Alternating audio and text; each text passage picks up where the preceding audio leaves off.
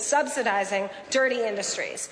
This government has chosen to put off responding to reality. Sorry to interrupt the honourable member. Her time has expired. Call to your off level. Tēnā koe, Mr Speaker, kia ora tātou katoa. I rise on behalf of the Māori Party just to put a few points before the House to set out our support for this bill in its first reading. And I want to reflect back just very briefly to late 2009. The Honourable Nick Smith came to the Māori Party and worked with us on setting out, I suppose, the initial stand over the ETS. And we were able to negotiate some very important things that we thought were quite important. I'm talking about the impact of power and petrol prices. We were able to have those halved. I'm talking about home insulation for thousands of low-income households. I'm talking about the treaty clause in the legislation to ensure that the Crown's obligations to its treaty partner were not going to be compromised by the ETS. I'm talking about the recognition that iwi have issues with respect to deforestation provisions. We were able to get a commitment from the government to work with iwi and the Māori Party to find solutions for iwi with forests returned in treaty settlements pre the ETS period. We were fortunate enough to be able to work again with the Climate Change Iwi Leadership Group to play an ongoing role in international negotiations to allow for offsetting. The Māori Party was able to be consulted closely on the review of the Permanent Forest Sink initiative in terms of reference and membership for that reference group. And we sought allocation of NZUs to iwi quota holders in respect to the fisheries industry.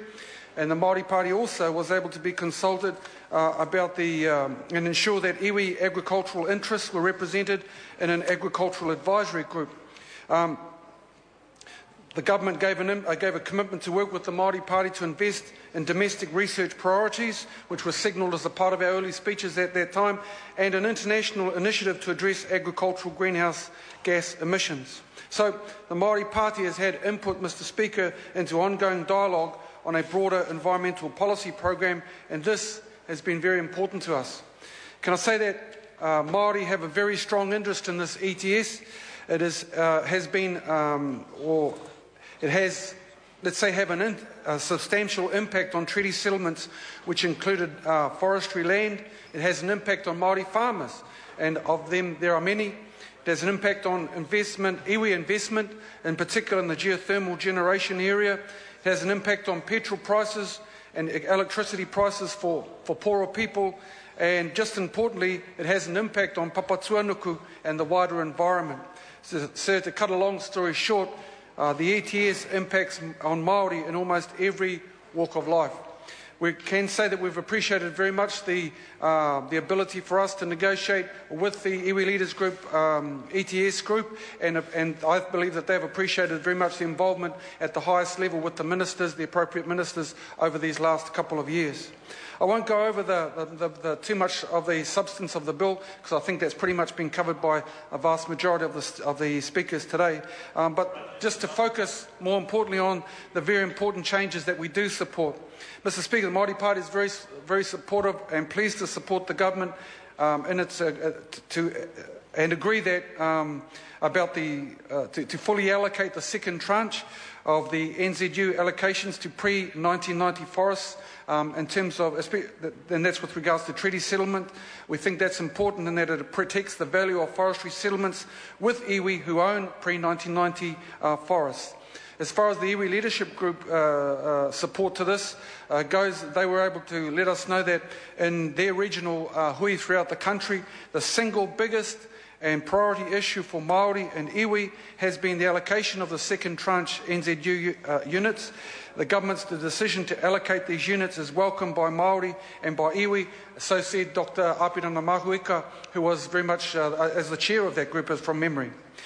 We're pleased with the introduction of the forestry offsetting.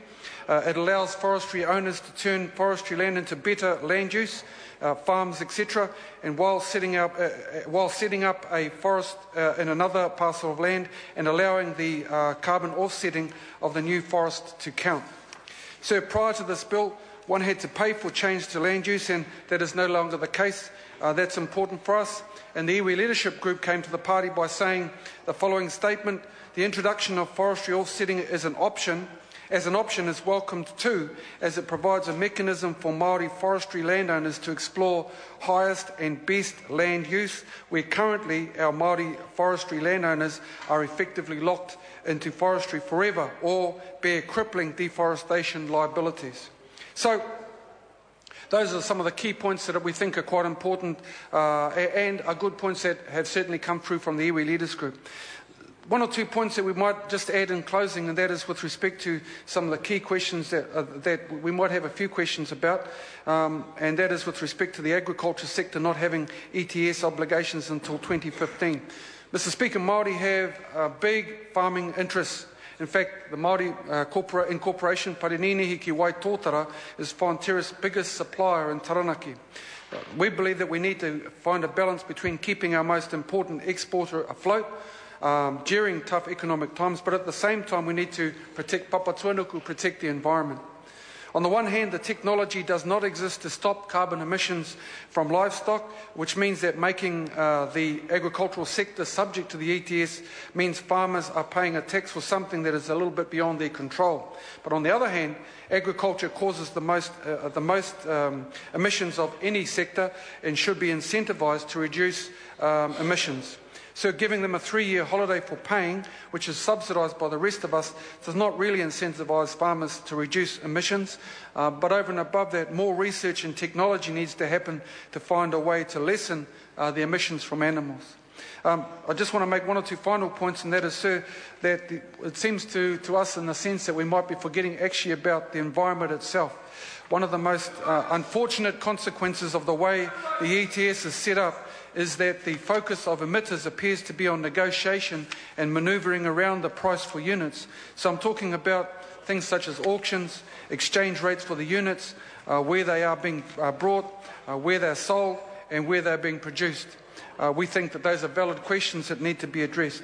So the purpose of the ETS was meant to be about improving the environment first and foremost, and it is not necessarily played out that way, but we tend to think about it in terms of business alone. But it is about that fine balancing act. And we would suggest, sir, that maybe it might be about time to consider green growth possibilities as well as the ETS. We hope that we do support the bill at this point in time, and would look forward to the discussion as it goes through the various stages. Kia ora tātou. Members, this debate has concluded. The question is that the motion be agreed to. Those of that opinion will say aye. Aye. To the contrary, no. Aye. The ayes have it. Ayes have it. Party votes called for. Ask the clerk for a party vote. New Zealand National. 59 votes in favour. New Zealand Labour. 34 votes opposed.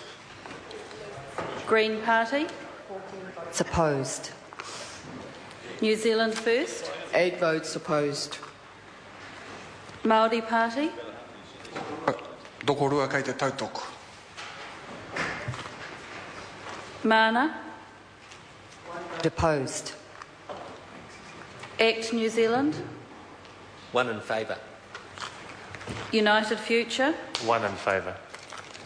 Any other votes?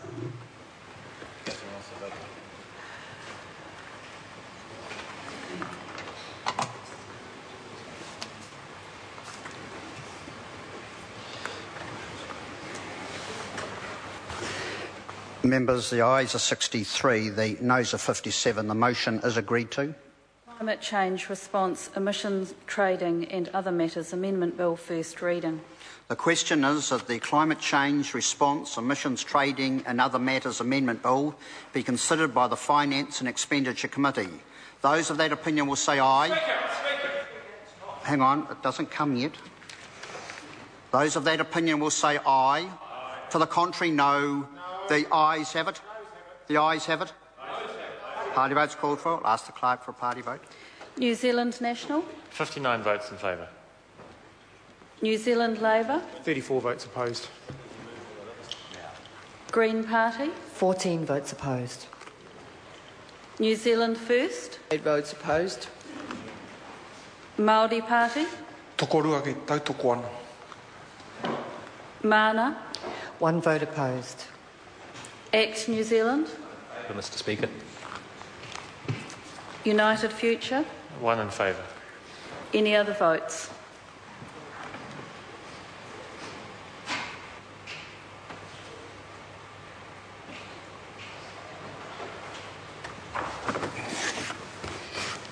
Members, the ayes are 63, the noes are 57. The ayes have it.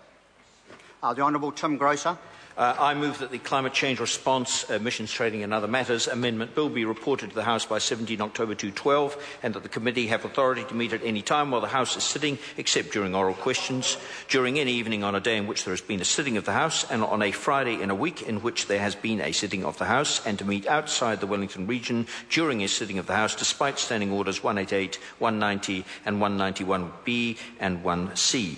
I request a shorter than usual timeframe for the Select Committee's consideration of this bill, as the proposed changes have been extensively debated during and through the 2011 review panel process, involving written and oral submissions, the release of the review panel report, a series of hui organised by the Climate Change iwi Leaders Group, a discussion document released by the government and discussed at public meetings around the country, including meetings with iwi, the opportunity for written submissions, of which 370 were received, and subsequent follow-up meetings with interested parties. The level of consultation to date with the public and interested parties has been extensive, and in order to ensure that the legislation is passed into law before the end of this parliamentary year, I feel it is reasonable to shorten the period available for Select Committee consideration. The question is that the motion be agreed to.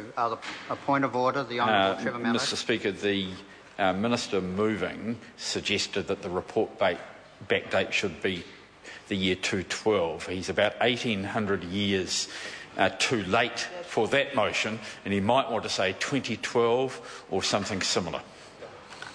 I'm only trying to help him, sir. Yes, I think I've put the motion. Hang on. You brought up a point of order. I'm going to rule on it.